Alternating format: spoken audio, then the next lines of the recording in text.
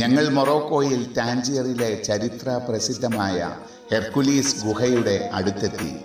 പ്രകൃതിദത്ത പാറക്കൂട്ടങ്ങളുടെ ഒരു പരമ്പരയാണ് ഈ ഹെർക്കുലീസിൻ്റെ ഗുഹകൾ. നിരവധി ഐതിഹ്യങ്ങൾ ഈ ഗുഹകളെക്കുറിച്ചുണ്ട്. ഇത് ആഫ്രിക്കയുടെ വടക്കൻ തീരമാണ്, അഥവാ സ്പെയിനിനെയും മൊറോക്കോയെയും വേർതിരിക്കുന്ന ജിബ്രാൾട്ടർ കടലിടുക്കിന് സമീപമാണ് ഈ ഭാഗം. BC 6000 ഹെർക്കുലീസ് ഗുഹകളിൽ നവീന ശിലായുഗത്തിലെ ജനങ്ങൾ അധിവസിച്ചിരുന്നു. ഗുഹയ്ക്ക് 2 ദ്വാരങ്ങളാണ്. ഒന്ന് കയറി വന്നതും മറ്റൊന്ന് ഈ കടലിലേക്കുള്ള ദ്വാരവും. ഈ ദ്വാരം ആഫ്രിക്കയുടെ ഭൂപടത്തിൻ്റെ രൂപത്തിലാണത്രേ. 1920 ഗുഹകൾ ഔദ്യോഗികമായി പൊതുജനങ്ങൾക്കായി തുറന്നുകൊടുത്തു.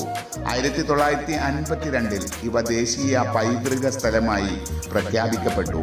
1982 ഈ ഗുഹകളിൽ വൈദ്യുതി വിളക്കുകൾ സ്ഥാപിച്ചു.